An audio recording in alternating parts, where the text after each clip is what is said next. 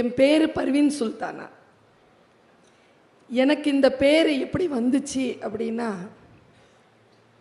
நான் பிறக்கும்போது எங்கள் அப்பா எனக்கு வச்ச பேர்.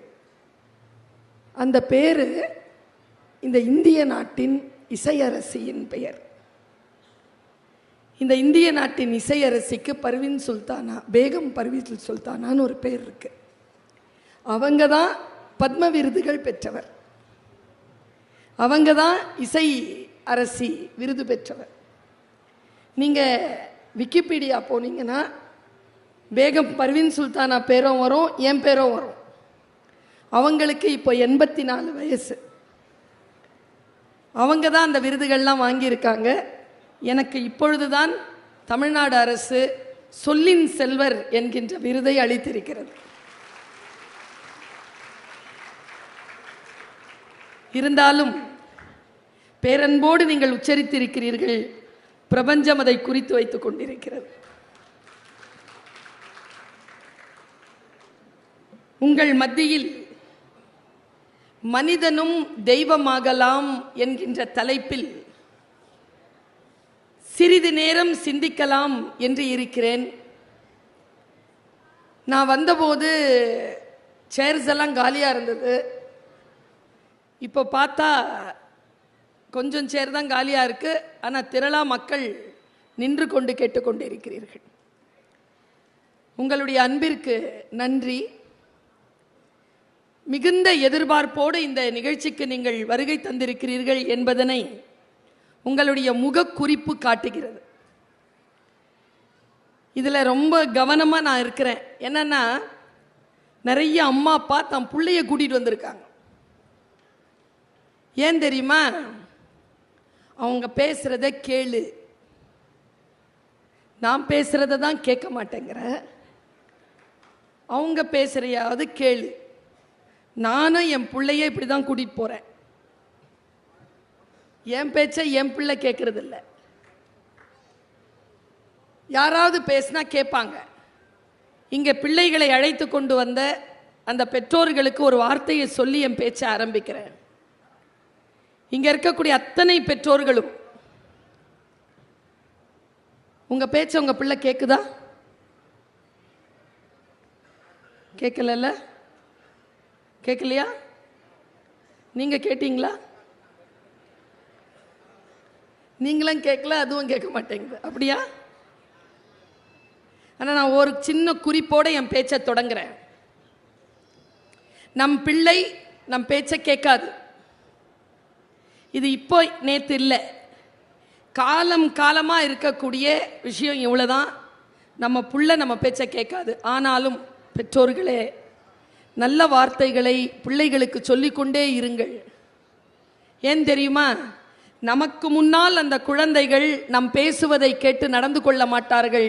ஆனால் வருங்காலத்தில் அவர்கள் முன்னால் சவால்கள் வீசப்படுகின்ற பொழுது அந்த சவால்களை சந்தித்து வெற்றியடைவதற்கு நீங்கள் சொல்லிக் கொடுக்கின்ற அறமும் பாடமும் அவர்களுக்கு துணையாக இருக்கும். அதனால் பேச்சு கேட்கலனாலும் சொல்லிக்கிட்டே இருக்கு. விதைகள் தூங்கலாம் என்று சொல்வார்கள். கிடையாது, விதைகள் ஒருபோதும் தூங்குவதில்லை. விதைத்தவர்கள் தான் தூங்கி போகிறார்கள். மனிதன் என்பவன் தெய்வமாகலாம் என்கின்ற தலைப்பை எனக்கு தந்திருக்கிறார்கள். நான் யோசித்து பார்க்கிறேன். ஆன்மீக ரீதியாக அல்ல, வாழ்வில் வெற்றி பெறுவதற்காக, நிலைத்த வாழ்க்கை பெறுவதற்காக மனிதன் என்ன செய்தால் அந்த நிலைத்த வாழ்க்கை நமக்கு கிடைக்கும் என்கின்ற நிலையில் என் சிந்தனையை செலுத்தியபடி இருக்கிறேன். நான் இப்படி யோசிச்சு பார்க்கறது உண்டு. இந்த மாதிரியான விழாக்கள் எல்லாம் இவ்வளவு பெரும் கூட்டம் பேச்சை கேட்பதற்காக ஏன் கூடுகிறது? புத்தகங்கள் கிடைக்கின்றன, வாங்கி கொண்டு வீட்டிற்கு போகலாம். அரசும் சரி, நிர்வாகமும் சரி, நீங்களும் சரி, பேச்சாளர்கள் சிந்தனையாளர்களுடைய கருத்தை கேட்பதற்காக ஏன் வருகிறீர்கள்? இந்த ஒரு கேள்வி எனக்கு பல நாட்களாக உண்டு. என்னுடைய வீட்டில் எங்கள் அம்மா, நாங்கள் மொத்தம் 5 பேர். எனக்கு ஒரு அண்ணன், ஒரு அக்கா, ஒரு தம்பி, ஒரு தங்கச்சி. 5 பேர் நாங்கள். எங்கள் வீட்டுக்கு 2 பெரியப்பா, ஒரு சித்தப்பா, ஒரு அத்தை மாதம் வந்துடுவாங்க.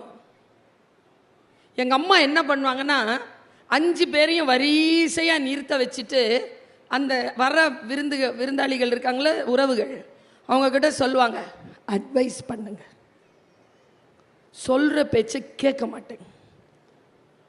இதில் என்ன சிரமம் தெரியுமா? அதில் ஒரு சித்தப்பாக்கு அட்வைஸ் பண்ணவே தெரியாது. அதை விட சிரமம் என்ன தெரியுமா? அவருக்கு அட்வைஸ் பண்ண தெரியாதுன்னு அவருக்கு தெரியாது. அதெல்லாம் அனுபவித்து கடந்து வந்தவனா. இப்போ நிறைய பேர் இங்கே நின்றுட்டு, நிறைய பேர் அங்கேயும் இதை வச்சு என்னுடைய பேச்சை ரெக்கார்ட் பண்ணிட்டு இருக்கீங்க. சுவிட்ச் ஆஃப் பண்ணிடு. 1/2 மணி நேரத்தில் யூடியூப்ல வந்துடும். என்ன இதில் தானே பார்க்குறீங்க, இன்னைக்கும் இதுலேயே பார்க்கணுமா? நேரில் வந்திருக்கேன்ல, டப்பா போட்டு ஏறி நிற்க வச்சிருக்காங்கல்ல, முழுசாக தெரிஞ்சு பேசுன்னு உங்களுக்காகத்தான் பேச வந்திருக்கிறேன். யாருக்கோ என் பேச்சை கடத்திவிட வேண்டும் என்று இந்த வினாடிகளை வீணடித்து கொள்ளாமல், இதோ இந்த வினாடியில் நான் மறுபடியும் பெற்றுவிட முடியாத என் வாழ்வின் மணித்துளிகளை என் சொற்களாக தருகிறேன். நீங்களும் உங்கள் வாழ்வில் மறுபடியும் பெற்றுவிட முடியாத அந்த மணித்துளிகளை என் சொற்களை கேட்பதற்காக தந்து கொண்டிருக்கிறீர்கள். இதைவிட அற்புதமான விஷயம் இந்த பிரபஞ்சத்தில் வேறு எங்கும் நிகழ்ந்து கொண்டிருக்கவில்லை. அனுபவிப்போம். மனிதன் எப்பொழுது தெய்வமாகிறான்? கான்செப்சுவலா நான் யோசிச்சு பார்க்கிறேன். மனிதன் தெய்வமாக முடியுமா? தெய்வ நிலை என்கின்ற அந்த நிலை எது? தமிழர்கள் ரொம்ப வித்தியாசமான வாழ்வியல் பண்பாடு கொண்டவர்கள். நான் சொல்றேன் பாருங்க. ஓஷோ, ரஜினிஷ் ஓஷோ தெரியும் உங்களுக்கு. அவர்கிட்ட கேட்டாங்களாம், இந்திய அமைப்பிலேயே தென்னகத்தில் இருக்கக்கூடிய முக்கியமாக தமிழர்கள் ஏன் வித்தியாசமா இருக்கிறாங்க, வித்தியாசமா யோசிக்கிறாங்க, அவங்களுடைய கட்டட அமைப்புகள், அவங்க வாழ்வியல் பண்பாடுகள், அவங்களுடைய சடங்குகள், அவங்களுடைய மொழி, அவங்களுடைய இதெல்லாம் ஏன் அப்படி இருக்கு, காம்படிஷனே போட முடியலையே ஏன்னு கேட்டாராம். நீங்க போய் இதை வெரிஃபை பண்ணிக்கலாம். அவர் சொன்ன பதில் என்ன தெரியுமா? ஓஷோ சொன்ன பதில், அப்படித்தான் அவர்கள் இருப்பார்கள். ஏனென்றால் இந்திய நாட்டின் பூர்வ குடிகள் தமிழர்கள்தான் என்று ஓஷோ சொன்னதாக பதிவிருக்கிறது. நாம் பூர்வ குடிகள். பூர்வ குடிகளாக இருக்கக்கூடிய நமக்கு கான்செப்ட் இருக்கு, கருத்தியல் இருக்கு. இந்த கருத்தியல்ல ஒரு வார்த்தை சொல்றேன். இறந்து போறாங்கல்ல, இறந்து போறாங்க, அது முஸ்லிம்களா பார்த்தீங்கன்னா மௌத்தா போயிட்டாங்கன்னு சொல்லுவாங்க. கிறிஸ்துவர்கள் இறைவனடி சேர்ந்தார், கடவுள்கிட்ட போயிட்டார். இந்துக்கள் சிவனடி சேர்ந்தார். நான் யோசிச்சு பார்க்குறேன், உருதுவில் என்ன சொல்லுவாங்க, ஹிந்தியில் என்ன சொல்லுவாங்க, இங்கிலீஷில் என்ன சொல்லுவாங்க, ஒரிஜினலாக தமிழில் என்ன சொல்லுவாங்க. ஒருத்தங்க இறந்து போயிட்டாங்க பாருங்களேன். நாம் உண்மையிலேயே பூர்வ குடிகள். இந்த உலகத்திற்கு நாகரிகத்தை மட்டுமல்ல, வாழ்வியலின் ரகசியத்தை சொல்லித் தருபவர்கள் என்பதற்கு இந்த ஒற்றை சொல் போதுமானது. சிவபதவி அடைந்தார், சில பேர் சொல்றாங்க டிக்கெட் வாங்கினார், மண்டையை போட்டார். ஒருத்தருங்க, என் தாத்தா தன் 98 வயதில் அகால மரணம் அடைந்தார்னு எழுதி போஸ்ட் ஓட்டியிருக்கான். 98 வயசுல சாவுறது அகால மரணமான்னு நான் கேட்டேன். நான் மொழி ஆசிரியையில கேட்டேன். அவன் சொல்றான், போற நேரத்தில் போகாம லேட்டா போனாலும் அது அகாலம்தாங்கிறான். இதெல்லாம் வார்த்தை இருக்குல்ல. உண்மையான சொல் என்ன தெரியுமா? 2 சொல்றேன். இந்த உலகத்தில் தமிழர்கள் பக்கத்தில் கூட மற்றவர்கள் நாகரீகம் நான் தான் என்று சொல்லி வந்துவிட முடியாத அளவிற்கு அற்புதமான 2 சொல். ஒரு சொல் இயற்கை எய்தினார். பாஸ்டவே தாங்க இங்கிலீஷ்ல, பாஸ்டவே. தமிழன் தாங்க சொல்றான் இயற்கை எய்தினார். அதை விட பெரிய வார்த்தை சொல்லவா? இப்ப சொல்லுவோம்ல, பெஸ்ட், பெட்டரு, எக்ஸலன்ட், லெஜண்ட். ஐ படத்துல வர அதுக்கும் மேல லெஜண்ட் இல்ல. நீ லெஜண்ட்னு யாரையோ கூட்டிட்டு வந்தாலும் நான் அதுக்கும் மேல. பாருங்க என்ன சொல் தெரியுமா?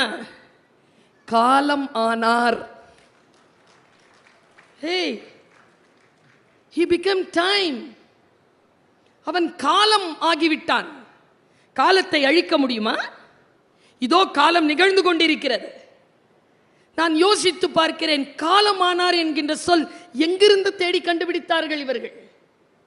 குர்ஆனிலே இறைவனுடைய சொல் அது. நான் காலமாக இருக்கிறேன், என்னை குறை சொல்லாதீர்கள். தமிழன் போற போக்கில் சொல்லிட்டு போனா என் தாத்தா காலமாயிட்டார். He become time என்று சொல்லக்கூடிய அற்புதமான தமிழ் பண்பாட்டிற்குரியவர்கள் நாம். இந்த மனித நிலையில் தெய்வமாக உயர்ந்து நிற்றல் என்பது என்ன? காலமாதல் தான். காலமாக நான் 2 கேள்விகளை கேட்கிறேன். நீங்க வீட்டில் போய் இந்த 2 கேள்விகளுக்கு உங்களுக்கே நீங்களே பதில் சொல்லிக்கோங்க. நீங்கள் வெறும் மனிதனா, இல்லை உங்கள் வாழ்விற்கு பிறகும் நீங்கள் தெய்வமாக இந்த மண்ணில் நிலைத்து நிற்க போகிறீர்களா என்பதற்கு இந்த 2 கேள்வியை நான் உங்க முன்னால வீசிட்டு போறேன். 1, எங்கே இருக்க விரும்புகிறீர்கள்? அங்கே இருங்கள். எங்கே இருக்கணும்னு நினைக்கிறீங்களோ அங்க இருங்க. பர்வீன் சுல்தானா பேச்ச ஃபர்ஸ்ட் ரோல உட்காந்து கேட்கணும் நினைச்சவங்க உட்காந்துட்டு இருக்காங்க. எங்க இருக்கணும்னு நினைக்கிறீங்களோ இருங்க. ஆனால் நம்மில் பல பேர் நாம் இருக்க வேண்டிய இடம் வேறு, நாம் இருந்திருக்கக்கூடிய இடம் வேறு, நாம் இருக்கும் இடம் வேறாக இருக்கிறது. எங்கே இருக்க வேண்டுமோ அங்கே இருக்க வேண்டும். முதல் விஷயம் வீட்டில் போய் யோசிங்க. 2வது, எதற்காக நினைவு கூறப்பட வேண்டும் என்று விரும்புகிறீர்கள்? நீரில் மூழ்கி நினைவழிகிறார்கள். அப்படி இல்லை. ஒன்னல்ல, சங்க இலக்கியம் படிக்கிறேன் நான். சங்க இலக்கியத்தில் ஒரு மன்னனை இப்படி புகழ்கிறார். எப்படி புகழறார் பாருங்க. ஏய், நீ நிறைய நாள் இரு, புகழோடு இரு.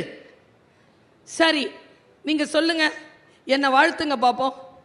எவ்வளவு நாள் வாழ்த்துங்க? எவ்வளோன்னு சொல்லுங்க.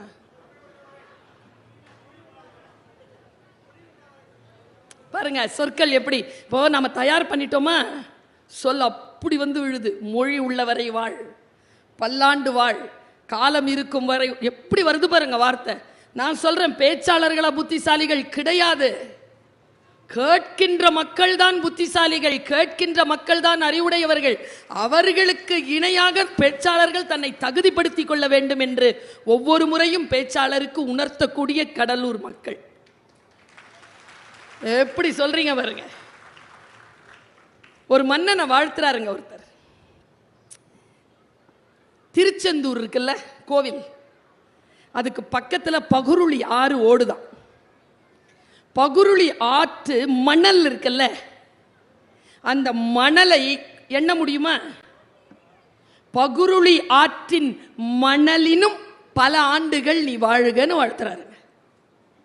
கணக்கே போட முடியாதபடிக்கு, ஆனால் எண்ணிக்கைக்கு அடங்கும், ஆனால் எண்ணிக்கையில் சொல்லில் அடங்காத எண்களால் வாழ்த்திய சங்ககால புலவன். நான் யோசித்து பார்க்கிறேன், 2500 வருஷத்திற்கு முன்னால் எழுதப்பட்ட அந்த இலக்கியத்தை 2500 வருஷத்திற்கு அப்புறமா நான் பேசுறேன்னா, அந்த மன்னன் நம் மத்தியிலே வாழ்ந்து கொண்டிருக்கிறான். நாம் ஒரு தலைமுறை கடந்து பேசப்பட வேண்டும் என்பதற்காக சொல்லுகிறேன். எதை செய்கிறோம் நாம்? நான் சில ஆழமான சில மன உணர்வுகளை இந்த மாமன்றத்தில் விதைத்து விட வேண்டும் என்கின்ற துடிப்போடு ஒரு வார்த்தையை சொல்றேன். மனிதர்களை எப்படி புரிந்து கொள்வது? நான் புகழ்பெற்ற வாழ்க்கை வாழ வேண்டும் என்று இந்த மண்ணிலே நான் முடிவு செய்கின்ற பொழுது, என் உடன் இருக்கக்கூடிய மக்களை நான் எப்படி எதிர்கொள்வது? பல நேரங்களில் எனக்கு சிரமமே அதான். கூட இருக்கிறவங்க நம்மளை வாழவே விட மாட்டாங்க. 2 குறிப்பு தந்துட்டு சொல்றேன். இந்த கூட இருக்கிறவங்க நம்மளை வாழ விட மாட்டாங்கங்கிற ஒரு எல்லை இருக்கு இல்லையா, அந்த எல்லையை முதலில் மனதளவில் கடந்து வாங்க. இன்றைய நாள் நான் நன்றாக இருக்க வேண்டும் என்றால் என் உடன் இருக்கின்றவர்கள் என்னுடைய சக்தி நிலையை கீழே தள்ளினாலும் நான் கீழே விழமாட்டேன் என்று எழுந்து நிற்கக்கூடிய அந்த ஆற்றலை பெற வேண்டும் என்றால் வீட்டில் போய் ஒரு பயிற்சி பண்ணுங்க. ஒரு டம்ளர் எடுத்துக்கோங்க, நிறைய அதில் தண்ணீரை நிரப்புங்கள். ஒரு சொட்டு கீழே விழுந்தாலும் உயிர் போயிடுங்கிற அளவில் நிறுத்துங்க. உங்கள் மனைவியையோ கணவரை கூப்பிட்டு அதில் கொஞ்சம் போட சொல்லுங்களேன். 2-3 சொட்டு போட்டுருவாங்க, வழியாது. வீட்டில் பையன் யாராவது இருந்தால் கீழே கொட்டக்கூடாது, பார்த்து ஏதாவது சொட்டு போட முடியுமான்னு பாருன்னா அவனும் பில்லரில் போட்டுருவான். அப்புறம் ஒரு மோதிரம் கழட்டி போடுங்க, தண்ணி வழியாது. 4-5 பின்னு போடுங்க, தண்ணி வழியாது. நான் யோசித்து பார்க்கிறேன், எங்கோ நாம் நின்று போகிறோம். அதற்கு பிறகும் நம்மால் பல தூரம் ஓடிவிட முடியும்ன்ற எனர்ஜி இருந்தாலும் எங்கேயோ நாம் நின்று போயிடுறோம். உதாரணத்துக்கு ஒரு நில இருக்குன்னு வச்சுக்கோங்க. இங்கே இருக்கு நில வாசல், நீங்கள் எப்படி போவீங்க? ஏன் ஏன் அதான் இங்கே இருக்குது, அவ்வளோதான். நமக்கு ஆறா யானை இருக்குல்ல, யானை மேலே எதையாவது ஏற்றிருங்க. அந்த யானை என்ன பண்ண தெரியுமா? மேலே ஏற்றிருக்காங்கல்ல, அந்த ஆளை கூட இடிக்காமல் கூட்டிகிட்டு போகும். அதனால்தான் ஆதி மிருகம்னு அதுக்கு பேர். இதுவரைக்கும் அந்த மிருகத்தை அழிக்கவே முடியல. எந்த சுனாமி வந்தாலும், எந்த நிலநடுக்கம் வந்தாலும், எந்த பேரிடர் வந்தாலும் யானை தான் நம்முடைய மூத்த கஜ மிருகம். அதுதான் நம்முடைய நாட்டின், இந்தியாவின், உலகத்தின் இறையாண்மையை சொல்லுகின்ற அந்த யானைக்கு தான் விநாயகன்னு பேர். நாயகன்னா தனக்கு ஒரு தலைவன் இல்லாதவன். என்ன அர்த்தம்? அந்த ஆறா அப்படி வச்சிருக்கிறது, அந்த புரிந்துணர்வை அப்படி வைத்திருப்பது நாம் வைத்திருக்கிறோமா?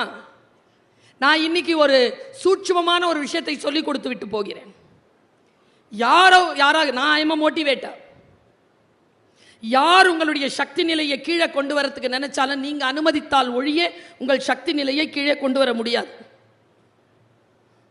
இப்போ நான் காலையில் புறப்பட்டேங்க வீட்டை விட்டு.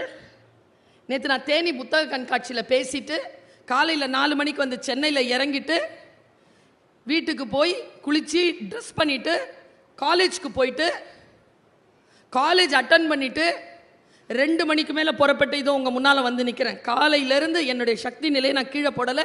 எனக்கு தொண்டை கட்டி இருக்கு. ஒரு வேளை தான் சாப்பிட்டு இருக்கிறேன். சக்தி நிலையை எப்படி தூக்கி நிறுத்துறது?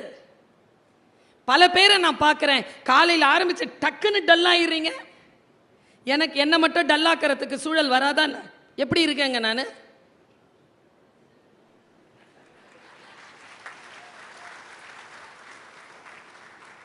இப்படி தான் காலேஜுக்கு போவேன், டிபார்ட்மெண்ட்குள்ளே நுழைவேன். இந்த வேலை செய்கிற ஆட்களுக்கு தெரியும், கூட இருக்கிறவங்க எனர்ஜியோடு இருக்க விட மாட்டாங்க. ஒரு அம்மா ரிட்டையர்ட் ஆயிடுச்சு, இது உள்ள அப்படி கத்தி மாதிரி நுழைவேங்க. கத்தினா கத்தியில் கத்தி மாதிரி உள்ள நுழைவேன். உட்காந்து கேபினில் உட்காந்துட்டு என்னுடைய பேப்பர்ஸ்லாம் எடுத்து வச்சு, அட்டண்டன்ஸ்லாம் எடுத்து வச்சு இப்படி பார்ப்பேன் பாருங்க. அங்கேருந்து சவுண்ட் வரும், என்ன பர்வீன் டல்லாக இருக்கிறார். நம்மளை டல்லாக்கிறோம். இந்த சொல்லே டல்லாக்கிறோம் தெரியுமா? சொல்லே டல்லாக்கிறோங்க நம்மளை. கண்டேஜியஸ், அது ஒரு தொற்று. நெகட்டிவ் பாயிண்ட்டை தொற்றாக பற்றி கொள்ளாமல் இருங்கள், புரிந்து கொள்ளுங்கள். நான் ஒரு விஷயம் சொல்லவா? இங்கே ஒரு 3-4 நாளாக சொல்லிட்டு இருக்கிறேன் இந்த விஷயத்தை. இந்த ஆண்கள் இருக்கிறீங்கல்ல, கல்யாணம் ஆகுதில்ல உங்களுக்கு, உங்கள் ஃபஸ்ட்டு டியூட்டியாக நீங்கள் எடுக்கிறது என்ன தெரியுமா? பொண்டாட்டியை திருத்தணும். நீங்கள் என்ன டீச்சரா? அவன் ஆன்சர் ஷீட்டா திருத்துறதுக்கு? 30 வருஷம் ஆச்சு மேடம், என் பொண்டாட்டி என்னால் திருத்தவே முடியல. குரான்ல இருந்து ஒரு வார்த்தை சொல்றேன், மனிதர்களை புரிந்து கொள்வதற்காக சொல்லுகிறேன். உங்கள் மனைவி உங்கள் விழாவில் இருந்து உருவப்பட்டவள். விழா எலும்பு வளைந்துதான் இருக்கும், அதை நேராக்க முயற்சி செய்யாதீர்கள், உடஞ்சிரும். உங்க முதுகெலும்பு இல்லை, நெஞ்செலும்பு. விட்டுறோம். ஒன்றை நாம் நல்ல வார்த்தைகள் யார் வேண்டுமானாலும் யாருக்கு வேண்டுமானாலும் சொல்லலாம். ஆனால் அடிப்படையிலேயே கோளாறாக இருப்பதை இன்றிலிருந்து நான் சொல்லுகிறேன். மற்றவர்கள் மனதில் தெய்வமாக உயர்ந்து நிற்பதற்கு மற்ற மனிதர்களை அடிப்படையில் எப்படி புரிந்து கொள்வது?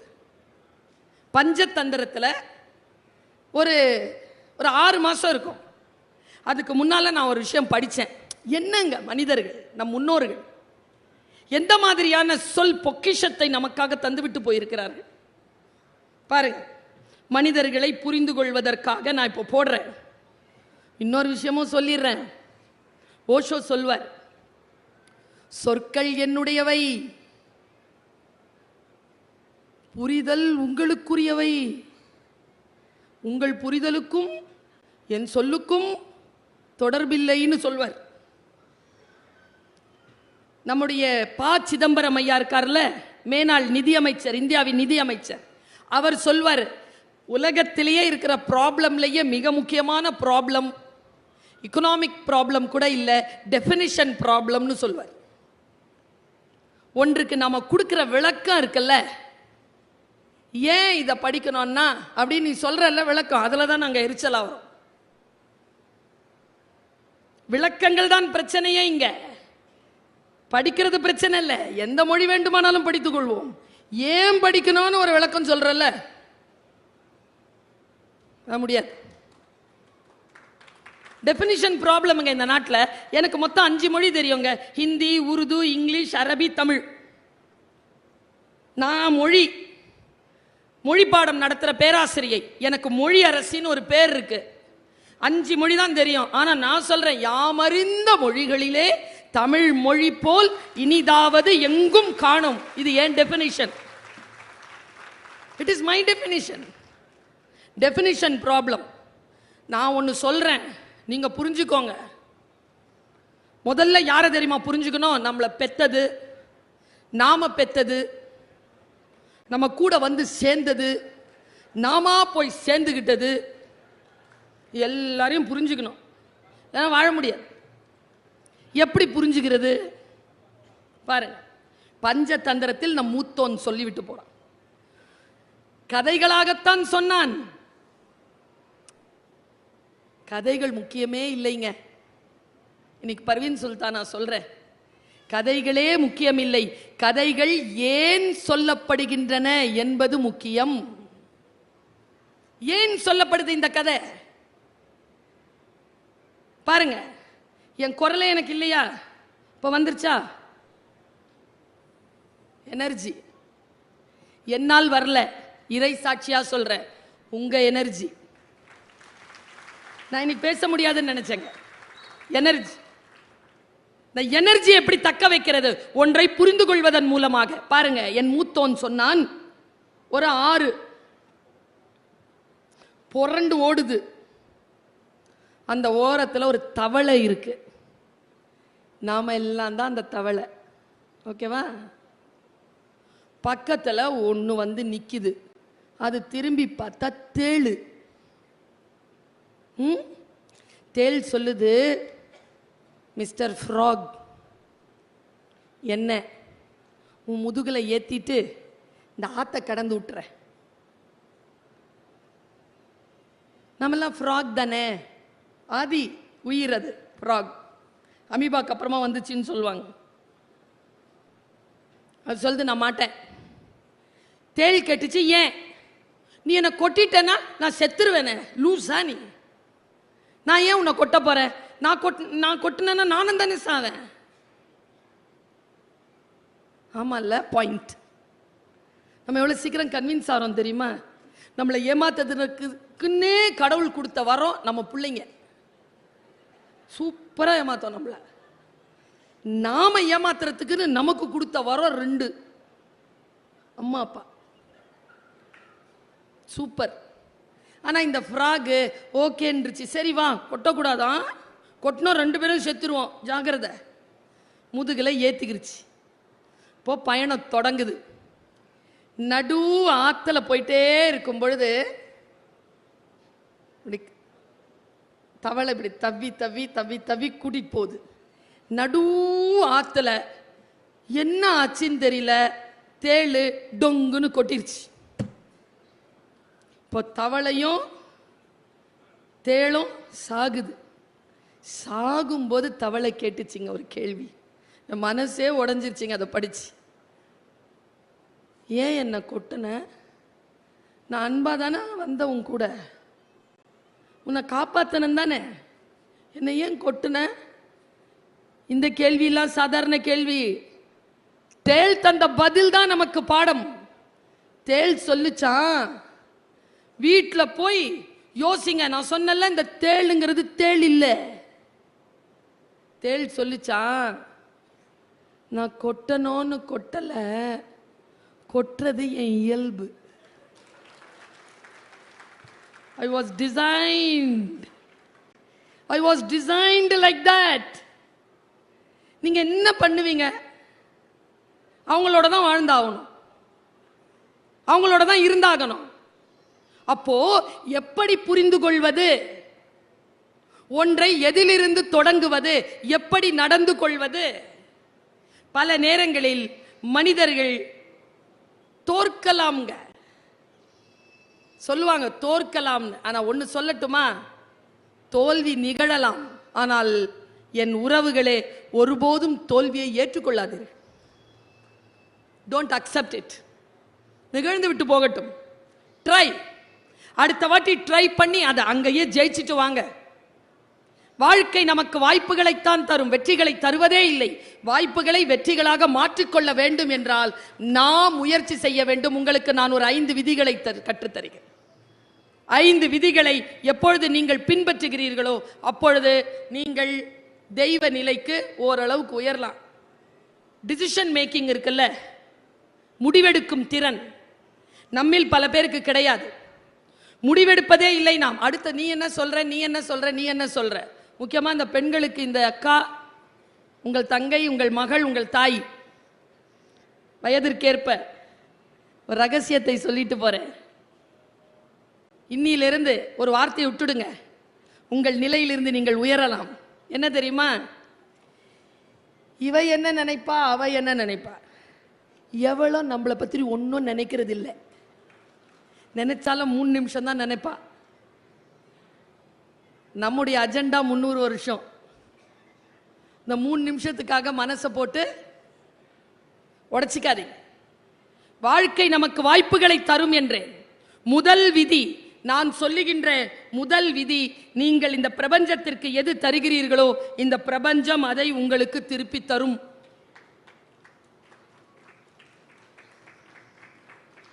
ரொம்ப சிம்பிளா சொல்லணும்னா, ரொம்ப சிம்பிள். நீ எதை தேடுகிறாயோ அது உன்னை தேடுகிறது. இதை நான் ஒரு 17-18 வயசு பசங்க இருக்கிற காலேஜில் சொல்லிட்டேன். ஒருத்தன் எழுந்து கேட்குறான், மேடம் இன்னொரு வாட்டி சொல்லு. நீ எதை தேடுகிறாயோ அது உன்னை தேடுகிறது.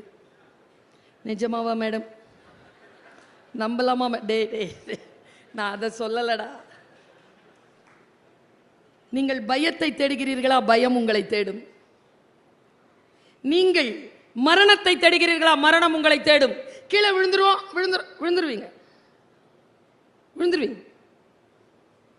உங்கள் மனம் மிக மிக பலமானது. பிரபஞ்சத்தோடு அது கனெக்டட். இது நான் சொல்லுவது சத்தியம். இது சயின்ஸ். இது ஒன்னும் நம்பிக்கையின் பார்ப்பட்டு நான் சொல்லல, இது சயின்ஸ். இன்றைக்கு நான் சொல்லுகிறேன், நீங்கள் வீடுகளில் போய் உங்களுடைய மனதளவில் ஆழத்தில் நீங்கள் எந்த உயரத்தை எட்ட விரும்புகிறீர்களோ அந்த உயரத்தில் உட்கார்ந்து இருப்பது போல் காட்சி செய்து பாருங்கள், பார்ப்போம். வரவே வராது. திட்டம் இருந்தா வரும், டிட்டர்மினேஷன் இருந்தா வரும். பல நேரங்களில் நமக்கு வேல்யூ பண்ணவே தெரியறதில்லை. வேல்யூ பண்ண தெரிஞ்சதுன்னா பிரபஞ்ச ரகசியம் நமக்கு புரியும். இப்படி சொல்ற மேடம் பேர் என்ன?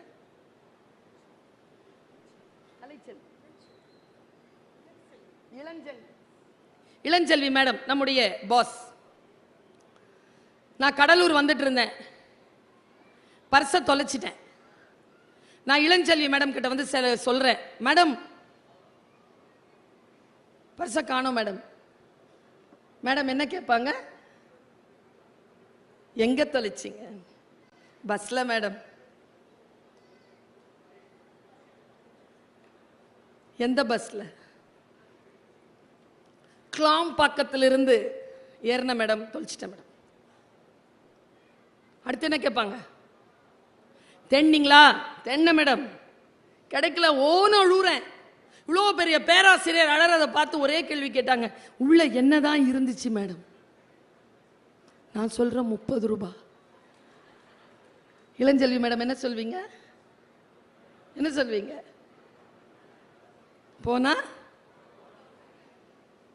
பர்சு 3 லட்சம் ரூபா. புருஷனால என்ன கிடைக்கும்?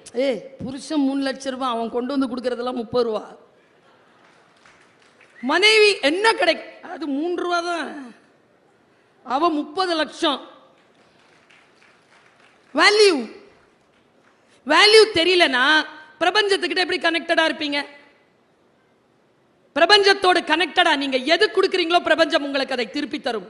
உதாரணத்துக்கு சொல்லுகிறேன், தவறுகள் செய்யாமல் உங்களை நீங்களே காப்பாற்றிக் கொள்ளுங்கள், குற்றங்கள் இழைத்து விடாதீர்கள். 2 விஷயத்துல வெல்பீயிங்கா இருங்க. ஒன்னு மெடிக்கல், இன்னும் ஒன்று லீகல். லீகல் அண்ட் மெடிக்கல் 2 விஷயத்திலேயே வெல்பீயிங்கா இருக்கிறவன் மனித வடிவில் தெய்வமாக வாழ்ந்து விட்டு போகிறான். சட்டத்தின் முன்னால் குற்றவாளிகளாக இருக்காதீர்கள். உடல் உயிரியலுக்கு எந்த குற்றத்தையும் ஏற்படுத்தி விடாதீர்கள். சுய மற்றும் சமூக ஒழுக்கம். தவறு செய்தால் என்ன நடக்கும் தெரியுமா?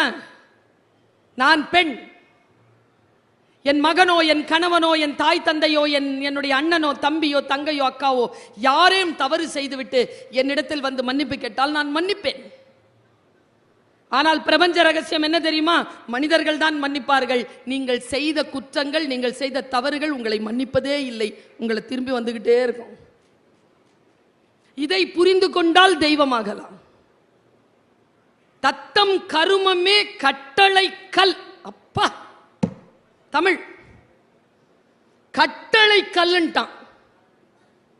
உன்னுடைய கட்டளை கல் உன் கர்மம் தான், நீ செய்யும் வினைதான் சொல்லிட்டான். எது செய்தாலும் அது உங்களுக்கு திரும்பி வரும். முதல் விதி. 2வது விதி, வாழ்வில் எதுவும் அதுவாகவே நடக்காது, நாம் தான் நடத்தி காட்ட வேண்டும். 3வது விதி, சிலவற்றை ஏற்றுக்கொண்டால் மட்டுமே வாழ்க்கையில் மாற்றம் நிகழும். 4வது விதி, நாம் மாறும்போது நம்மை சுற்றி இருக்கும் நம் வாழ்க்கை மாறும். மிராக்கிள். இதெல்லாம் நான் சும்மா வேகமா சொல்லிட்டு போறேன், வீட்டில் போய் கவனப்படுத்திக் கொள்ளுங்க. நான் மாறினால் என்னை சுற்றி இருக்கும் எல்லாம் மாறும். சிலவற்றை நான் ஏற்றுக்கொள்ளுகின்ற பொழுது என் வாழ்க்கையை நான் மாற்றிக்கொள்கிறேன். நேற்று, இன்று, நாளை 3ம் ஒன்றோடு ஒன்று தொடர்புடையது. 5 விதி. இந்த 5 விதிகளை பின்பற்றுகின்றவர்கள் வாழ்க்கையில் சில பல உயரங்களை எட்டிவிடுகிறார்கள். நான் ரொம்ப பயமுறுத்துறதுக்காக சொல்லல. இன்றைக்கு நான் முதியவர்களை பார்க்கிறேன், இளைஞர்களை பார்க்கிறேன், பெண்களை பார்க்கிறேன். அவர்கள் தவிப்பை உணர்ந்த காரணத்தினால் இதை சொல்கிறேன். ஜெனரேஷன் மாறுது. என் காலத்துல, என் வயசுல இருக்கிறவங்க 45 வயதை கடந்தவர்கள் இங்க இருந்தீங்கன்னா ஒரு விஷயம் தெரியும் உங்களுக்கு. 3rd இயர் கிட்ட பேசுறதுக்கு ஃபர்ஸ்ட் இயர் நம்ம ஏங்குவோம் சார். இன்னைக்கு காலேஜ்ல நான் டீச்சரா இருக்கேன். ஃபர்ஸ்ட் இயர் கிட்ட பேசுறதுக்கு 3rd இயர் ஏங்குது. இன்னைக்கு அப்படி இருக்காங்க. நான் உங்கள் எல்லாம் பார்த்து நான் வருத்தப்படுறேன், என்னையும் சேர்த்து, மேடையில் இருக்கிறவங்களையும் சேர்த்து. நாம தான் பெரியவங்க பேச்ச கேட்ட கடைசி தலைமுறை. இந்த சிண்டு வாண்டு நண்டு முண்டு பேச்ச கேட்க தொடங்கி இருக்கிற முதல் பரம்பரை. நம்ம அம்மா அப்பா எல்லாம் நம்ம பேச்சு மேடம் கேட்பாங்க. எவ்வளோ இன்னசென்ட்டா வளர்ந்தோம் நாம. 7ஆம் கிளாஸ்ல தான் எனக்கு பிரஷ் வாங்கி கொடுத்தாங்க எங்க அப்பா. அது வரைக்கும் கறி கோபால் பல்பொடி தான். நான் தலையண்டை வச்சு தூங்கி இருக்கேன் மேடம். எப்போ காலையில விடியும் பிரஷ் யூஸ் பண்ணலான்னு. எனக்கு அப்ப என்ன தெரியல தெரியுமா? பிரஷ் தானே நைட்லயும் தேய்க்கலான்னு தெரியல. எவ்வளோ இன்னசென்ட்டா இருந்திருக்கேன். 12 வயசுல அவ்வளோ இன்னசென்ட்டா இருந்ததுனால தான் 45 வயசு கடந்து இவ்வளோ ஞானமா பேசுறேன். அப்போவே எல்லாம் தெரிஞ்சிடணும் பிள்ளைக்கு. என் காலேஜில் வந்து ஒரு அம்மா கேட்குறாங்க, ஃபர்ஸ்ட் ஸ்டாண்டர்ட் இங்கே கிடைக்குமா? காலேஜில், ஸ்கூலில் தான். அந்த ஸ்கூல் நல்ல ஸ்கூலா? எங்கள் ஸ்கூலு போய் பாருங்க. மேடம், ஃபஸ்ட் ஸ்டாண்டர்ட்க்கு நீட் எக்ஸாமுக்கு ப்ரிப்பேர் பண்ணுவாங்களா மேடம்? நான் என்ன சொன்னேன் தெரியுமா? ஃபஸ்ட்டு ஸ்டாண்டர்ட்க்கு நீட் எக்ஸாமுக்கு ப்ரிப்பேர் பண்ணால் உங்கள் பாப்பா லூஸாக போயிடும், ஒன்றும் விளங்காது. குழந்தையா இருக்க விடுறோமா? முதல்ல குழந்தைகிட்ட பேச தெரியுதா? ஆளுமையான குழந்தைகளை உருவாக்க வேண்டும்னு நினைக்கிறோம். ஆளுமையான குழந்தை எப்படி உருவாக்குவீங்க? என்கிட்ட விடுங்க, 10 நாளைக்கு. கத்தி இல்லை, வைர கத்தியா மாத்தி கொடுக்குற குழந்தை தான் நம்ம கிட்ட மழல பேசும். நாம குழந்தைகிட்ட மழல பேசக்கூடாது. First rule. எனக்கு தொண்டை கட்டியிருக்கா? என்ன ஒரு வீட்டில் விருந்துக்கு கூப்பிட்டாங்களா? நான் போனேன்னா சாப்பாடு டேபிள்ல சாப்பாடு வச்சிட்டு அந்த விருந்து தந்த ஓனர் சொல்றார், மேடம் பேசுங்க. சமையலறைக்கு வந்த முயலை சமைக்காமல் விடுவதில்லைன்னு கங்கணம் கட்டிட்டு பேசுங்க. நான் சொன்னேன், சார் இங்க வாங்க, வாங்க சார், தொண்டை கட்டி இருக்கு சார், பேச முடியாது. அவர் அப்படியே அதிர்ச்சி ஆயிட்டார். ஒரு டம்ளர் சூடா தண்ணி கொடுங்க சார். அவரு, இப்பவே வேணுமா மேடம்? அதுக்கப்புறமா, ஓ எனக்கு தானேயா தொண்டை கட்டி இருக்கு, உனக்கு நல்லா தானேயா இருக்கு, நீ பேச. குழந்தை தான் நம்ம கிட்ட மழலையில பேசும், நீ திருப்பி நல்லா பேச. நமக்கு தெரியவே மாட்டேங்குது. இதுக்கு தான் லேட்ரல் திங்கிங் வேணுங்கிறது. லேட்ரல் திங்கிங் கொண்டவர்கள் மிகச்சரியாக பிள்ளைகளை, மனைவிமார்களை, கணவன்மார்களை, தாய் தந்தையரை நான் ஒன்று சொல்றேன், பெரியவங்க இருக்காங்கல்ல, அவங்களுக்கு நீங்க ஒண்ணுமே செய்ய வேண்டாம். நல்லா இருக்கியான்னு மட்டும் கேளுங்க, சூப்பரா இருப்பாங்க. 90 வயசு 95 வயசு வரைக்கும் சூப்பரா இருப்பாங்க. நல்லா இருக்கியான்னு கேட்கணும். நான் அப்புறமா பேசுறேன். வெய், சாப்பிட்டியாமா? தலைவலிக்குதா? சொன்னியாமே தலைவலிக்குதுன்னு டாக்டர் கிட்ட போலாம். நீ கூட்டே போக வேண்டாம், போலான்னு சொல்லு, தலைவலி சரியாய். மொழி தெரிய வேண்டும் நமக்கு. மற்றவர்களிடத்தில் பேசுகின்ற பொழுது மொழி தெரிய வேண்டும் என்பதற்காக சொல்லுகிறேன். நமக்கு நம்முடன் பணியாற்றுகின்றவர்கள், நம்முடன் வாழக்கூடியவர்கள் எப்படியானவர்கள் என்கின்ற அறிவும் தெளிவும் இருக்கக்கூடியவர்கள் அவர்கள் மத்தியில் மிகச் சிறப்பானவர்களாக இருக்கிறாங்க. 2 உதாரணத்தை சொல்றேன். தண்ணி தெளிவா இருந்தா முகம் தெரியுதா? கொதிக்கிற தண்ணியில முகம் தெரியுமா? மனம் கொதிநிலையில் இருந்தால் உங்கள் முகம் யாருக்கும் தெரியாது, நினைவிலேயே இருக்காது. கொதிநிலையில் இல்லாமல் இருங்கள். என் காலேஜில் ஃபர்ஸ்ட் இயர் ஹிஸ்டரி படிக்கிற பொண்ணு குறிஞ்சி பாட்டு நடத்திட்டு இருந்தேன். குறிஞ்சி மலை சார்ந்த இடம், கூடுதலும் கூடல் நிமித்தமும். பிள்ளைங்களுக்கு விளங்குற மாதிரி சொல்றதுக்கு சொன்னேன். கல்யாணம் ஆனா எங்கடா போவீங்க ஃபர்ஸ்ட்னு கேட்டேன். ஆன்சர், தேன் நிலவு மலை. அப்படி வரோன்னு நினைச்சேன்பா. எழுந்திருச்சு பதில் சொல்லிச்சு, தனி கொடுத்தணும் மேடம். எங்க ஒத்த புள்ள பெற்று வச்சிருக்கிறேங்க நான், பையங்க. மனம் எப்படி இருக்கு பாருங்க. நான் ஒண்ணு சொல்றேன், ஏன் மலைக்கு போகிறோம்? மலை அமைதியாகவும் சாந்தமாகவும் குளிர்ச்சியாகவும் இருக்கிறது. மலை தேடி போகிறோம். நாமும் அமைதியாகவும் குளிர்ச்சியாகவும் இருந்தால் எல்லோரும் நம்மை தேடி வருவார். இது வாழ்வின் ரகசியம். பல நேரங்களில் நமக்கு இது புரிவதே இல்லை. இப்படி சொல்கிறேன், தெய்வமாக தெய்வ நிலை என்பது அழியா நிலை, அழியா புகழ். பாரதிக்கு ஏன் அழியா புகழ்? என்ன வித்தியாசம்? கம்பனுக்கு ஏன் அழியா புகழ்? வள்ளுவருக்கு ஏன் அழியா புகழ்? இவர்கள் எல்லாம் ஏன் அழியா புகழ் பெற்றார்கள்? ஏன் இளங்கோவுக்கு அழியா புகழ்? பாரதி இந்த நாட்டை சொல்லுகின்ற பொழுது ஏன் எப்படி சொல்லிவிட்டு போனான்? கல்வி சிறந்த தமிழ்நாடு, புகழ் கம்பன் பிறந்த தமிழ்நாடு, சிலப்பதிகாரம் என்னும் ஓர் மணியாரம் படைத்த தமிழ்நாடு, வள்ளுவன் தன்னை உலகினுக்கே தந்து வான் புகழ் கொண்ட தமிழ்நாடு ஏன் இவர்களை சொன்னான்? கருத்தியல் தானேங்க பாரதியின் கருத்தியல். நீங்கெல்லாம் பாரதி எப்படி புரிஞ்சு வச்சிருக்கீங்கன்னு எனக்கு தெரியாது. நான் பாரதியை நினைச்சாலே என் மனசெல்லாம் அப்படி உருகிருதுங்க. இப்படி நினைப்பானா ஒருவன்? இப்படியா நினைச்சிருக்கிற நீ? அவனுடைய ஒரே ஒரு பாட்டு போதுங்க, நம்ம எல்லோரும் அவனை கொண்டாடுவதற்கு. உங்களில் யாரேனும் அந்த மனநிலையில் இருந்தால் உங்களையும் இந்த பிரபஞ்சம் கொண்டாடும். அவன் சொல்றான் ஒரு பாட்டுல, பேசா பொருளை பேச நான் துணிந்தேன். யாரும் பேசாத பொருளாம் அவன் பேச துணிறான். கேட்கா வரத்தை கேட்க நான் துணிந்தேன். என் ஜன்மத்திலேயே எனக்கு முன்னும் சரி எனக்கு பின்னும் சரி யாரும் கேட்க முடியாத வரத்தை இதோ சக்தி உன்னிடத்தில் கேட்கிறேன். யோக சித்தி, யோக சித்தியில கேட்கிறான். பேசா பொருளை பேச நான் துணிந்தேன், கேட்கா வரத்தை கேட்க நான் துணிந்தேன். அப்படி என்ன கேட்டுட்ட நீ கடவுள் கிட்ட? மண் நல்ல கூர்ந்து கவனிங்க. சாமானியர்களுக்கும் உயர்ந்தவர்களுக்கும் இருக்கிற வித்தியாசத்தை சொல்ற, நூல் இழையில சொல்ற. அதனால தாங்க கையில வச்சிருக்கக்கூடிய அந்த புத்தகத்துக்கு நூல்னு பேரு. ஒரு மெல்லிய விஷயம் தாங்க. மாறிடுச்சுன்னு வச்சுக்காங்க. பற்றிய குளத்தில் மழை பெய்தவுடன் மீன்கள் மிதக்கின்றனங்க. 3 நாள்ல மீன்கள் நீந்துது. எப்படி? மழை போட்டுச்சா மீன்? கிடையாது. வற்றிய குளத்தில் மீன்கள் தான் செத்து போகும். மீன் முட்டைகள் மண்ணிற்கடியில் உயிரோடு இருக்கும்.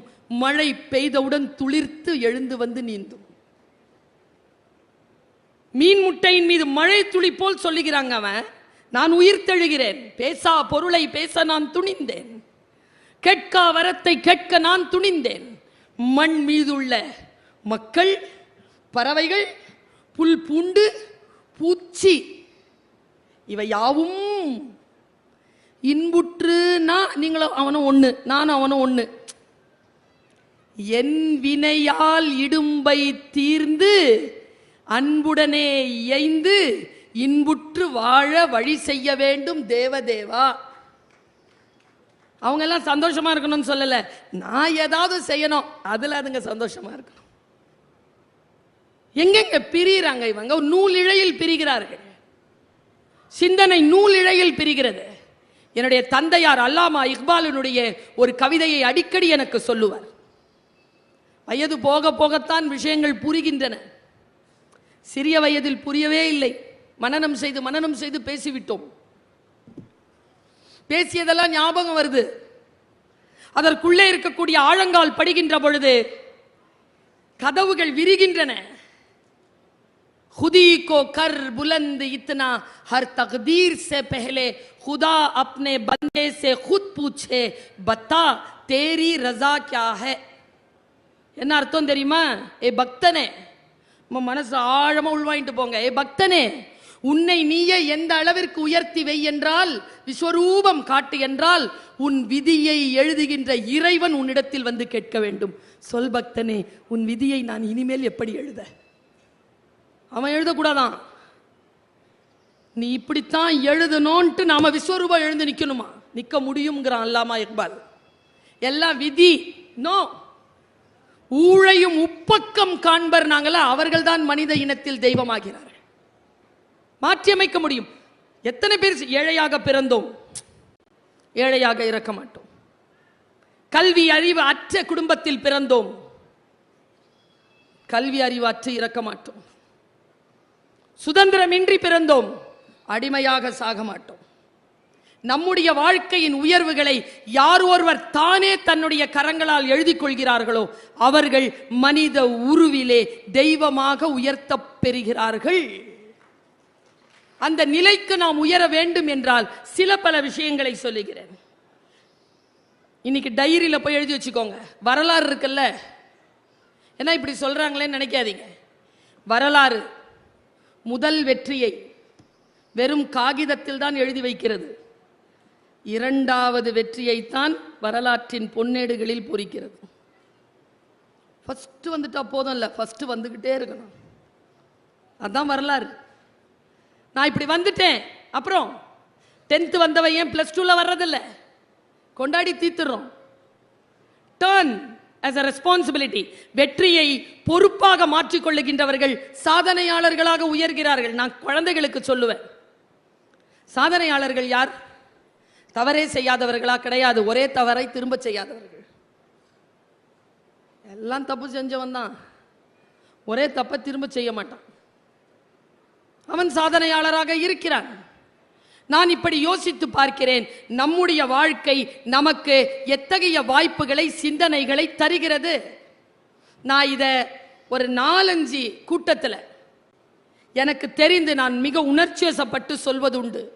எனக்கு தெரியாது உங்களுடைய மனநிலை எப்படி இருக்குன்னு எனக்கு தெரியாது. நான் சொல்றேன், நான் 22ஆம் தேதி வர வேண்டியவன், வர முடியல. சரியா? இன்னைக்கு வந்திருக்கேன். யார் என்னை அழைத்து வந்தது சொல்லட்டுமா? இந்த கூட்டத்தில் யாரோ ஒருவர் இருக்கிறீர்கள், மிக தீவிரமாக இருக்கிறீர்கள். வந்து அவங்க பேச்ச கேட்கணும்ட்டு பிரபஞ்சம் தூக்கிட்டு வந்து என்ன அப்படி வீசிருச்சு உங்க முன்னால. உடம்பு சரியில்லை, நோவே. Tight schedule, நோவே. வா, கிளம்பு, வா. இழுத்து வருங்க. நான் உண்மையை சொல்றேன், இழுத்து வரும். ஆனா அது நமக்கு புரியுற சக்தி இருக்கணுமே. கொஞ்சம் அந்த அவுட் ஆஃப் த பாக்ஸ், கொஞ்சம் வெளியில வாங்க பார்ப்போம். பெண்களுக்கு சொல்றேன், சார் வருத்தப்படுவார், இந்த அம்மாவை கூட்டு வராம இருந்திருக்கலாமோ. ஏன் 50 வயசுக்கு மேல கண்கள்ல நிரந்தர சோகமும் நிரந்தர கோபமும் வருது பெண்களுக்கு? ஏனென்றால் செய்ய விரும்பாததையெல்லாம் செய்து கொண்டே இருக்கிறீர்கள். அவங்க கிட்ட கேட்டு பாருங்களேன், நான் இல்லைன்னா எதுவுமே நடக்காது மேடம். ரகசியம் சொல்லவா? கம்முன்னு இரு, எல்லாம் நடக்கும். எல்லாவற்றையும் போட்டு சுமந்து கொள்ளாது. உங்களுடைய உடல் நலம், உங்கள் கணவனுக்கும் உங்கள் குழந்தைக்கும் நீங்கள் தருகின்ற ஆகப்பெரிய பரிசு பெண்களே உங்கள் ஆரோக்கியம்தான் என்பதனை எப்பொழுது நீங்கள் புரிந்து கொள்வீர்களோ அப்பொழுது உங்கள் குடும்பத்திற்கு you are become an asset. சொத்தாக மாறுகிறீர்கள். லயபிலிட்டியா இல்லை. லயபிலிட்டியா இல்லாம இருக்கணும்னா உங்களை நீங்கள் பார்த்து கொள்ள வேண்டும். உங்களை நீங்கள் பார்த்து கொள்வது குற்றம் இல்லை. முதல்ல இந்த நினைப்புல இருந்து வெளியில வாங்க. என்னை நானே பார்த்துக் கொள்வது குற்றம் என்கின்ற நிலையிலிருந்து வெளியில வாங்க. கொலை எப்படி குற்றமோ தற்கொலையும் அவ்வளவு பெரிய குற்றம் தான். நம்மை நாமே பாதுகாத்துக் கொள்கிறோமா? பார்த்துக் கொள்கிறோமா? சொற்களை எப்படி புரிஞ்சுக்கிறதுன்னு சொல்றேன். நேரடியா புரிஞ்சுக்க முடியாது. நான் இப்படி சொல்லவா? நீங்கள் எதையோ தேடி வந்திருப்பீர்கள். உங்களுடைய ஞானம், உங்களுடைய மனநிலை சரியா கனெக்ட் ஆச்சுன்னா தேடி வந்ததை விட சிறப்பானதை பெற்றுக்கொள்வீர்கள். இதுதான் விஷயமே. உங்களுடைய பாத்திரம் பெருசா இருக்கணுமே, பாத்திரம் சரியா இருக்கணுமே. மழை பெய்து பாத்திரத்தில் நிறைச்சிக்கிறீங்க, கடலும் ஆறும் கிணறும் நிரம்பி கொண்டிருக்கிறது, பாத்திரம் பெருசு. பாத்திரம் எவ்வளவு இருக்கோ அவ்வளவுதானே நிறையும். பாத்திரத்தை எப்படி பெரிதாக்கிக் கொள்வது? பாத்திரத்தை பெரிதாக்கிக் கொள்ளக்கூடிய ஒரு சிந்தனை சொல்லவா? ஒரு சிந்தனை சொல்றேன். என் வாழ்க்கையில் நான் மறுபடியும் நினைத்து விடவே கூடாது அப்படின்னு நினைக்கிற ஒரு விஷச்சொல் உள்ளே மறைந்திருக்கு. நான் இப்ப சொல்ல போற விஷயத்துல ஒரு விஷச்சொல் மறைந்திருக்கு. அதை நினைக்கின்ற பொழுதெல்லாம் நான் வாடுகிறேன். ஆனால் என் மக்களின் மீது நான் பேரன்பு கொண்ட காரணத்தினால் அந்த விஷத்தை ஒவ்வொரு துளியாக ஒவ்வொரு நேரத்திலும் விழுங்குகிறேன். 1997 முதல்ல வெளிநாட்டுக்கு என்ன பேச கூப்பிடுறாங்க. 9 மணிக்கு ஃபிளைட், மலேசியன் ஏர்லைன்ஸ். மீசாப்பேட்டையிலேருந்து கிளம்புறேன். கையில பெட்டி, காலில் ஷூ மாட்டினேன். பெட்டி எடுத்துட்டு அப்படி போறேன். எங்க அம்மா அப்படி நிறுத்துச்சு என்ன. சுல்தானா உள்ள அப்பா, ஏற்கனவே அப்பாட்ட எல்லாம் போய் காலில் விழுந்தெல்லாம் துவா வாங்கிட்டேன். போன்றார் அப்பா. நான் இங்க நிக்கிறேன்னா அது காரணமே எங்க அப்பா தான். சம மனுஷன் பா, சூப்பர் சூப்பர். எங்க அண்ணன் ஒரு நாள், நான் என்னமோ ஒரு தப்பு பண்ணிட்டேன். என்ன தப்பு இருந்தோ, அண்ணன் ஃபோன் வருது. வெளியில நின்று சோடா குடிச்சிட்டேன் பெட்டி கடையில். வீட்டில் வந்து எங்கள் அண்ணன் வந்து புக்கு பேப்பரு எல்லாம் தூக்கி போட்டு கிருஷ்ணாயில் போட வந்துட்டார். கிருஷ்ணாயில்னா தெரியும்ல, மண்ணெண்ணெய். கிருஷ்ணா ஆயில் என் பேருனா அது ப்ளூவாக இருக்கும், அதனால் அது போடுறதுக்கு வந்துட்டான். எங்கள் அப்பா 4 அடி தான், எங்கள் அண்ணன் 6 அடி. நேராக எங்கிருந்து வந்தாருன்னு தெரியலைங்க. என்னுடைய சர்டிஃபிகேட், என்னுடைய கப்பு எல்லாத்தையும் போட்டு அண்ணன் எரிக்க போகிறான். எங்கள் அப்பா பறந்து வந்தாருங்க எங்கிருந்தோ. இப்படி நிறுத்துறாருங்க அண்ணனை. அப்பா குள்ளம்ல, என்ன செய்யற? அப்பா எங்களை அடிச்சது கிடையாது, திட்டினது கிடையாது, ரொம்ப சாஃப்ட் எங்க அப்பா. என்ன பண்ற? வெளியில நின்று ஒரு திட்டு சொல்லிட்டு ரோட்ல சோடா குடிக்க என்ன பண்ண போற? எரிச்சிடலாம். நாலுல இருந்து ஸ்கூல் கிடையாது. 10th நான் இல்லை 11th கிடையாது. கிடையாதுன்ன உடனே என்ன தெரியுமா பண்ணாரப்பா? இரு அப்படின்னு கையில் இந்த பெட்டி எடுத்து வச்சுட்டு, அவ உன் பொண்ணு இல்லை, என் பொண்ணு.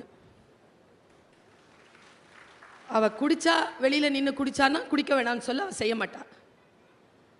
இல்லை இல்லை அவ துணியெல்லாம் போட்டு எரிப்பேன் அப்படின்னு சொன்னா வெளில போ. அண்ணன் இது எப்ப தெரியுமா சொல்றார்? அப்பா இறந்த அன்னைக்கு சொன்னார். இவரால் தான் நீ நின்று கொண்டிருக்கிறாய், இவரால் தான் உலகமெல்லாம் சுற்றுகிறாய், இவர்தான் எத்தனையோ சங்கடங்களை கடந்து உன்னை அப்படி தூக்கி நிறுத்தியவர், உன் தகப்பனார், அவருக்காக துஆ செய் என்று சொன்னார். அந்த அப்பாவை பத்தி ஒரு மேட்டர் சொல்றாங்க எங்க அப்பா. Super matter. கையில நான் ஒரு 5 நிமிஷத்துல முடிச்சிடறேன். கையில சூட்கேஸோட நிக்கிறேன். அம்மா கேட்குறாங்க, எத்தனை மணிக்குமா ஃப்ளைட்? 9 மணிக்கு. இப்போ மணி 4 தானே ஆச்சு? ஆமாம். ரொம்ப தூரம் போனோம்ல, ஆட்டோவில் போனோம். ஒன்று செய், ஒரு வார்த்தை சொல்கிறேன் கேட்டு போ. என்னம்மா? நீ பிறந்த போது உங்க அப்பா உன்னை பார்க்க வரல. ஏன்?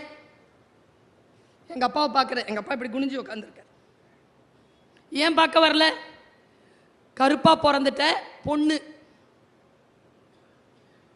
மறுபடியும் அப்பாவை பார்க்குற. உண்மைதான், எங்க அப்பா என்னை பார்க்க வரல.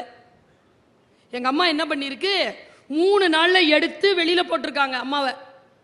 குழந்தைய கீழே விட்டா ஜன்னி பிடிச்சிக்கோன்ட்டு பழைய சேலையில நான் சுத்தி இப்படி உட்கார வச்சுக்கிட்டு, கையில இருக்கிற பொட்டி தூக்கிக்கிட்டு, அந்த கூடை தூக்கிட்டு வெளியில வந்துட்டாங்க. 1 ரூபா இருந்தது. துப்புரவு தொழிலாளருக்கு அந்த அம்மாக்களுக்கெல்லாம் 75 பைசா கொடுத்துட்டு 4 பயத்தில் அம்மாவுக்கு பால் வரல, எனக்கு பால் இல்லை. வெளியில வந்து பஸ் ஏற தெரியாது, அப்பா வீட்டுக்கு போக தெரியாது. அம்மா இதெல்லாம் சொல்றாங்க. எப்போ? பெட்டி வச்சுட்டு நிக்கிற தெரியாது. மாமா வீட்டுக்கு போறேன். ரிக்ஷாக்கார ஒருத்தர் இருந்தார், பார்டர் தோட்டம் ஸ்டான்லி ஹாஸ்பிட்டல் கிட்ட. கூட்டு போவியா? பச்சை உடம்புக்காரி, புள்ள பெற்றிருக்கேன், புருஷன் பார்க்க வரல, மாமனார் வீட்டுக்கு போனோம். அவர் ஏற இறங்க பார்த்தாராம். 1 ரூபா ஓனாராம். இந்த பாரு 4 நாள் தான் இருக்கு, 4 நாள் உனக்கு கிடையாது, 15 பைசா தான் உனக்கு. 15 பைசா பிள்ளைக்கு பாலுக்கு, உனக்கு 10 பைசா தான். கூட்டு போவையா இல்லையான்னு மிரட்டி இருக்காங்க. ஏறுமான்ட்டாங்க. அம்மா சொல்றாங்க, இப்படி தூக்கிக்கிட்டு உன்னை ஏறினேன். அப்ப 2 காலம் இப்படி என் பழைய புடவையிலேருந்து தொங்கிட்டு இருந்தது. இத்தினூண்டு கால் பிங்க் கலர்ல இப்படி ஆடிக்கிட்டு இருந்தது. ரிக்ஷால அனாதையா யாரும் இல்லாமல் உன்னை நான் இப்படி ஏத்திக்கிட்டு வந்தேன். அந்த 2 பிங்க் கால் தான் இப்போ செருப்பு போட்டுக்கிட்டு ஃப்ளைட் ஏற போகுது. எங்க கனெக்ட் பண்றாங்க அம்மா. அது மேட்ரு இல்லை. போகும்போது கடல் எங்கேயாவது இருந்துச்சுன்னா கால் நினைச்சிரு. நான் சொன்னேன்ல, மனம் இருந்தால் பறவை கூட்டில் மான்கள் வாழலாம். பெருசு பாத்திரத்தை பெருசா வச்சுக்கிறது. எப்படி சொல்றாங்க பாருங்க. போறேன், கடல் இருந்தா கால் நினைச்சிரு. ஏன்? என் புள்ள கால் தொட்ட தண்ணி உலகமெல்லாம் சுத்தம். அது மேட்ரு, அதுவும் மேட்ரு இல்லை. நான் போனேன், கால் நான் நினைச்சேன். இப்போ 31 நாடுகளுக்கு மேல் பயணம் செய்து கொண்டிருக்கிறேன். சூட்சுமம் என்ன தெரியுமா? ஒரு டிக்கெட்டை கூட சொந்த செலவில் வாங்கினதில்லை. இப்போ போயிட்டு வர்றது கூட மாவட்ட நிர்வாகம் தான் கொடுக்குது. இது ஏன் நிகழ்ந்தது தெரியுமா? என்னை கூட்டிட்டு போனார்ல ரிக்ஷாக்கார், 10 பைசா வாங்கலை. 10 பைசா செலவில்லாம பிறந்த 3 நாள்ல தொடங்கின பயணம் இதோ இது வரைக்கும் போயிட்டு வந்துட்டு இருக்கேன். எப்படி வரும் ஆசீர்வாதம்? சிட்டுக்குருவிதான். விரிக்க விரிக்க தெரிஞ்சது. இல்ல நான் சிட்டுக்குருவி இல்ல, நான் ராஜாளி. சிறகை விரித்து பாருங்கள், புரிந்து போகும். வாழ்க்கை ஒரு முறைதான். இப்படி சொல்லி நிறைவு செய்கிறேன்.